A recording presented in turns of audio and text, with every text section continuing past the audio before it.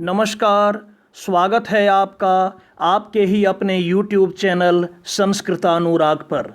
प्यारे छात्रों, आज हम लोग NCERT द्वारा संचालित 9वीं कक्षा की संस्कृत की पाठ्य पुस्तक शेमुषी प्रथमो भागः के एकादशः पाठः पर्यावरणम का अध्ययन करेंगे।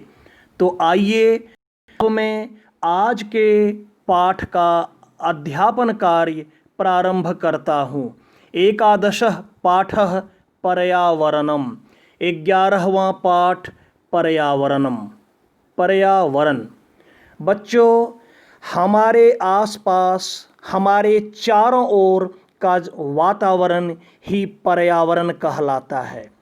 तो देखिए, आज का पाठ पर्यावरण पर आधारित कि पर्यावरण की सुरक्षा एवं संरक्षा हमारे लिए, प्राणी मात्र के लिए कितना आवश्यक है, उसी पर आधारित आज का यह पाठ।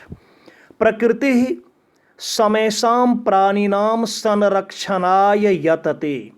प्रकृति सभी प्राणियों की संरक्षा के लिए प्रयत्न करती है। इयं सर्वान् पुष्णाति विविधेः प्रकारेः सुख साधनेः च तर्पयति। यह विभिन्न प्रकार के सुख साधनों से हमारा पोषण करती है, हमको पुष्ट करती है। पृथ्वी जलम तेजः वायु आकाशः च अस्याः प्रमुखानि तत्वानि। पृथ्वी जल अर्थात पानी, तेज आग, वायु हवा, आकाश, ये इसके प्रमुख तत्व हैं। तान्येव मिलित्वा पृथक्तया वा अस्माकं पर्यावरणं रचयन्ति। उसी से ही मिलकर और अलग होकर ही हमारा पर्यावरण का निर्माण होता है। आव्रियते परितः समन्तात लोकः अनेन इति पर्यावरणम। पर्यावरण किसे कहते हैं वो देखिए कि आव्रियते परितः, हमारे चारों ओर यह जो संसार है, समस्तात लोकः, यह संपूर्ण संसार हमारे चारों ओर जिस आवरण से ढका हुआ है वही पर्यावरण कहलाता है।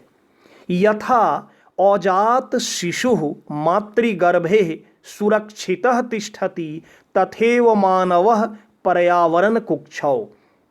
जिस प्रकार अजन्मा शिशु अर्थात जन्म के पहले का शिशु माता के गर्भ में जिस प्रकार सुरक्षित रहता है, उसी प्रकार मनुष्य पर्यावरण की गोद में परिष्कृतम प्रदूषण रहितम च पर्यावरणम अस्मभ्यम सांसारिकम जीवन सुखम सद्विचारम सत्य संकल्पम मांगलिक सामग्रीं च प्रददाति। कह रहा है कि जिस प्रकार अजन्मा शिशु माता के गर्भ में सुरक्षित रहता है, उसी प्रकार पर्यावरण की गोद में मनुष्य भी सुरक्षित रहता है। अब कह रहा है कि परिष्कृत मतलब शुद्ध, प्रदूषण रहित अर्थात प्रदूषण के बिना पर्यावरण हमारे सांसारिक जीवन सुख को सद्विचार, सत्य संकल्प, मांगलिक सामग्री प्रदान करता है।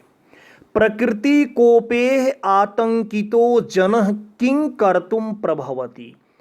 प्रकृति के गुस्से से आतंकित लोग, डरा हुआ लोग क्या कर सकता है। अर्थात कभी कभी प्रकृति भी गुस्सा करती है, प्रकृति भी कुपित हो जाती है, क्रोधित हो जाती है। तो जब प्रकृति क्रोधित हो जाए तो उससे आतंकित अर्थात डरा हुआ व्यक्ति क्या कर सकता है, अर्थात कुछ नहीं कर सकता है। देखिए प्रकृति का कोप क्या क्या होता है। जैसे जलप्लावने, जलप्लावन कहते हैं बाढ़ को, बहुत ज़्यादा बाढ़ आना। अग्नि भये आग लग जाना, भूकंपे भूकंप, वात्या चक्रे चक्रवात, उल्कापातादिभिश्च उल्कापात, संतप्तस्य मानवस्य क्व मंगलम। कह रहा है कि बाढ़, अग्नि भय, भूकंप, चक्रवात, उल्कापात, इससे संतप्त मनुष्य का मंगल कहाँ है, अर्थात मंगल नहीं है। अतएव अस्माभिः प्रकृति रक्षणीया, इसलिए हम लोगों के द्वारा या हम लोगों को हमारी प्रकृति की रक्षा करनी चाहिए। तेन च पर्यावरणम रक्षितम भविष्यति, तभी हमारा पर्यावरण रक्षित होगा। प्राचीन काले लोक मंगला संसिन ऋषयो वने निवसन्ति स्म। प्राचीन काल में लोक मंगल, संसार का मंगल चाहने वाले ऋषि लोग वन में निवास करते थे। यतो ही वने सुरक्षितम पर्यावरणम समुपलभ्यते स्म, क्योंकि वन में सुरक्षित पर्यावरण उपलब्ध होता था। तत्र विविधाः विहगाः कलकूजी श्रोत्र रसायनम ददति, वहाँ अर्थात वन में विभिन्न प्रकार की पक्षियों की कलरव अर्थात पक्षियों की चहचहाहट, पक्षियों की आवाज कान में रसायन का काम करती थी, अर्थात कान को सुख प्रदान करता था। पक्षियों की जो चहचहाहट होती थी वह रसायन का काम करता था, जैसे कानों में मानो अमृत घोल रहा हो।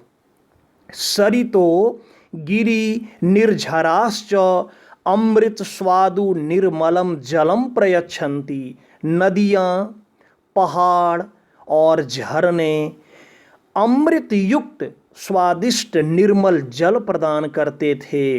वृक्षा लताश्च फलानि पुष्पानि ईंधन काष्ठानि च बाहुल्येन समुपहरन्ति, वृक्ष और लताएं, फल, फूल और जलावन के लिए लकड़ियां भी उपलब्ध कराती थी। मतलब जंगल में जो वृक्ष होते हैं, वृक्ष एवं लताएं हम लोगों को फल प्रदान करते थे, फूल प्रदान करते थे और जलावन के लिए ईंधन अर्थात जलावन के लिए लकड़ियों को भी बहुतायत मात्रा में उपलब्ध कराते थे।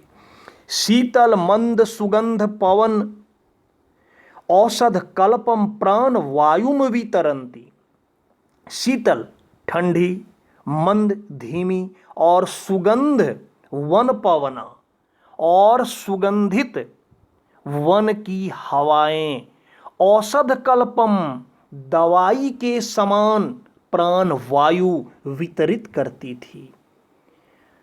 जंगल में ठंडी धीमी धीमी मधुर हवा, सुगंधित हवाएं जो होती है वो हवा हमें औषध कल्पम मतलब वो एक तरह का दवाई का काम करती थी, वो प्राण वायु वितरित करती थी। परंतु स्वार्थांधो मानवः तदेव पर्यावरणम अद्य नाशयति, लेकिन कुछ स्वार्थी लोग, कुछ स्वार्थी मानव उसी पर्यावरण को आज नष्ट कर रहे हैं, उसका नाश कर रहे हैं। स्वल्प लाभाय जना बहुमूल्यानि वस्तूनि नाशयन्ति, अपने थोड़े से लाभ के लिए लोग बहुमूल्य वस्तुओं का नाश कर रहे हैं। जनाः यंत्रागाराणाम विषाक्तम जलम नद्याम निपातयन्ति, लोग फैक्ट्रियों के विषाक्त पदार्थ को जल में, फैक्ट्री से जो यंत्रागार हैं, जो फैक्ट्री हैं, कल कारखाने हैं, उसके विषाक्त जल को नदी में गिरा देते हैं, नदी में डाल देते हैं। तेन मत्स्यादीनाम जलचरानाम च क्षणेन एव नाशो भवति, जिससे मछली आदि जलचरों मतलब मछली आदि और अन्य दूसरे पानी में रहने वाले जो जीव जंतु हैं उनका क्षण में ही नाश हो जाता है। नदी जलम अपि तत्सर्वथा औपेयम जायते, और नदी का जल भी औपेय हो जाता है अर्थात पीने लायक नहीं रह जाता।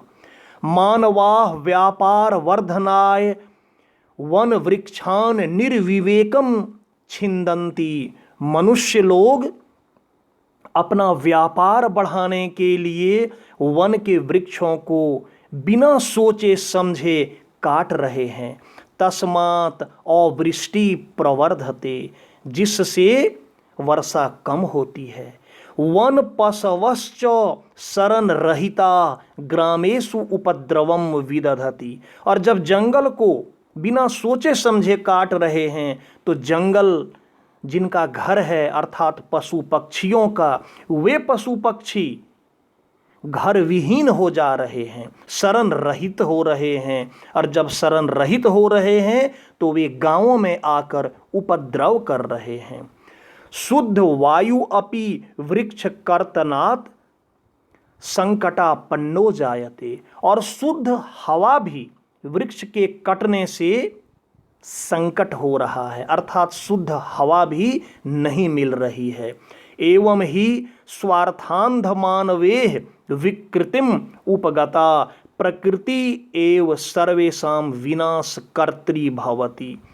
इस प्रकार स्वार्थ में अंधे हुए मनुष्यों के द्वारा विकृति उत्पन्न करने पर प्रकृति ही सबों का विनाशकारी हो रही है। विकृतिम उपगते पर्यावरणे विविधाः रोगा भीषण समस्याश्च संभवन्ति, और जब पर्यावरण में विकृति उत्पन्न हो जाए तो पर्यावरण में विकृति उत्पन्न होने से विभिन्न प्रकार की बीमारियां और भीषण समस्या भयंकर समस्याएं उत्पन्न हो रही है। तत्सर्वम इदानीम चिंतनीयम प्रतिभाति, तो यह इस समय सोचने लायक बात प्रतीत हो रहा है, इस पर विचार करने लायक बात है कि क्या करना चाहिए। धर्मो रक्षति रक्षितः, धर्म रक्षित की रक्षा करता है। इत्यार्ष वचनम, यह ऋषियों मुनियों का वचन है। पर्यावरण रक्षणम अपि धर्मस्येव अंगम इति ऋषयः प्रतिपादितवन्तः, पर्यावरण की रक्षा भी धर्म की ही रक्षा है। पर्यावरण रक्षणम अपि, पर्यावरण की रक्षा भी धर्मस्येव अंगम, वह धर्म का ही अंग है। इति ऋषयः प्रतिपादितवन्तः, ऐसा ऋषियों ने प्रतिपादित किया है। अतएव वापि कूप तड़ागादि निर्माणम देवायतन विश्राम गृहादि स्थापनंच धर्म सिद्धेः श्रोत्रो रूपेण अंगीकृतम, इसलिए क्या करना चाहिए। वापी कुआं तालाब आदि का निर्माण, मंदिर, विश्राम गृह अर्थात लोगों के ठहरने का घर, इनकी स्थापना धर्म की सिद्धि के लिए श्रोत्र के रूप में स्वीकार करना चाहिए, अंगीकृत करना चाहिए।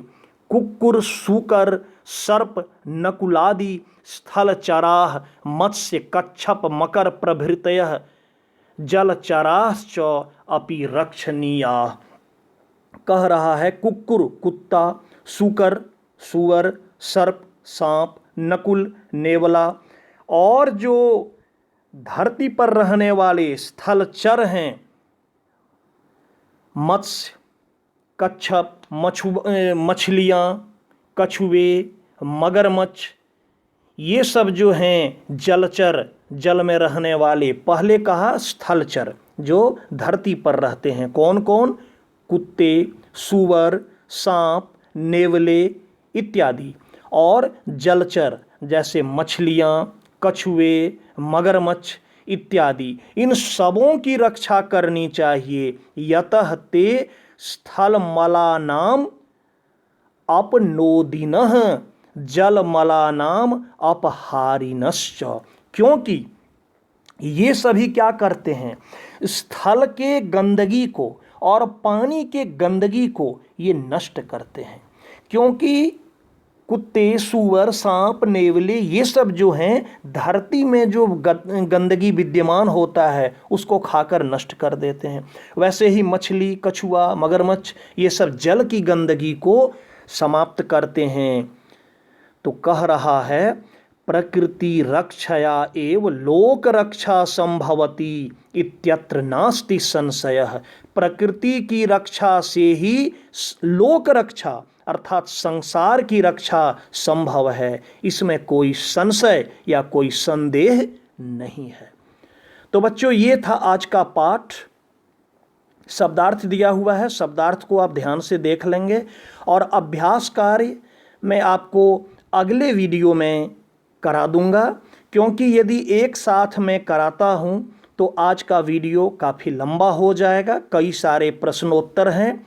तो मैं चाहूँगा कि प्रत्येक प्रश्नोत्तर आपको करा दिया जाए, लेकिन अगले वीडियो में।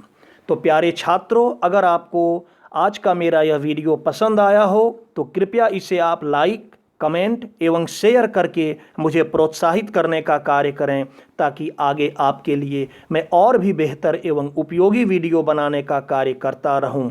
साथ ही मेरे इस चैनल संस्कृतानुराग को यदि आप अब तक सब्सक्राइब नहीं किए हैं तो इसे आप अवश्य कर लें एवं नोटिफिकेशन को भी ऑन कर लें, ताकि मेरे द्वारा इस चैनल पर अपलोड किए गए प्रत्येक वीडियो की सूचना सर्वप्रथम आपको प्राप्त हो जाए। धन्यवाद।